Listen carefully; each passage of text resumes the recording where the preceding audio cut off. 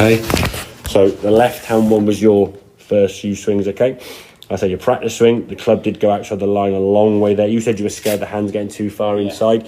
If your hands go too far inside, that's not a club issue, okay? That's a hand issue, but I would rarely say people's hands go too far inside. What people say is the club go too far inside because they fold and roll their forearms, and then their fix for that is their hands just go way out here.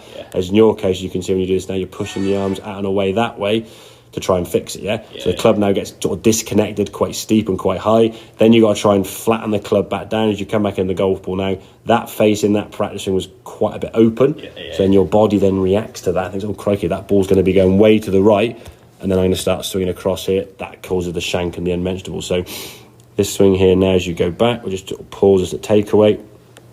There you go, see your hands now. That club there, quite away from the body, pushing out too far.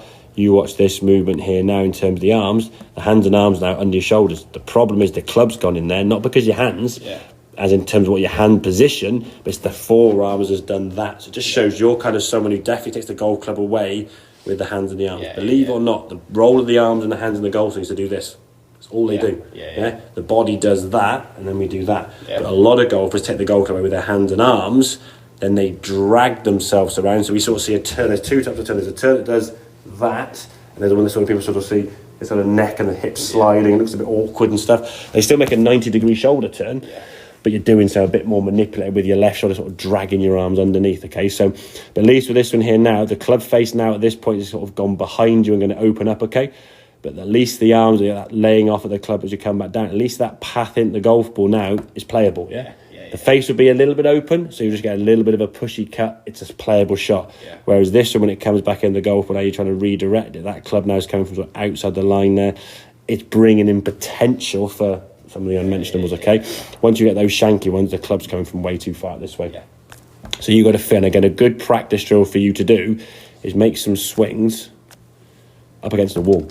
Try and feel like you're putting your hands on the wall before the club gets there. You can see in this case that club's dinking the wall quite quickly. So if you're doing it at home, do it slowly or do it against the wall. It's not got anything on there. There's any valuables on there, right? So take the club away with the torso, the hands and the arms. They're going to stay more passive. If you can get some alignment sticks, or the other one you can do if you've got your club there a sec, hold the club down the grip and just stick the club like that, so it's up your rib cage there, and just get that sensation there. You'll still see where the club's going. If I do this, it's come off quite quickly, and it's that forearm rotation that causes the club to get in a bit of a position we're not really a fan of, and then you've got to try and refine where that club is. That laying off is actually sort of strengthening that club face, that bowing of the wrist. It's going to help. So I wouldn't stop that yet. We've got to get the arms and the club working a bit more in together, so your path gets better. Your path was the problem caused by what you felt was an issue with the hands going too far inside, but it's more a question of actually the club face doing that. So you're sort of lifting the arms up high here to try and swing it kind of quite steep and quite choppy, so that you see the club there going outside the line there too much, and now you've got to try and redirect the club. When you're playing regularly, you know where the club was. When you played less the last year, you just good luck with it. Sometimes you'll get it, but the problem is you'll find your game's very fragile.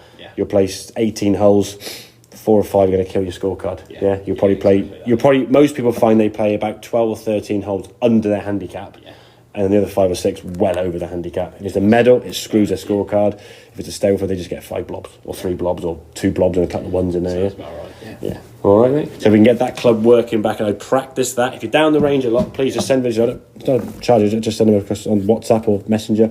I'll have a look, and even if I just sort of text back and say, thumbs up, you're doing the right thing. Just your reassurance that you know you're practicing the right thing, rather than going, am I doing exactly? Because what people do when they go and practice, they just try and hit the ball to target. We're not trying to find target. We're trying to change your ball flight. By changing what that swing does.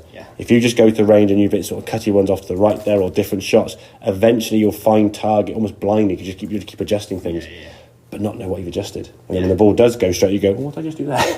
It's about changing the ball flight, not just adjusting 10 different things to make it right. Okay, buddy? Make sense? Yeah, sounds good. Good stuff.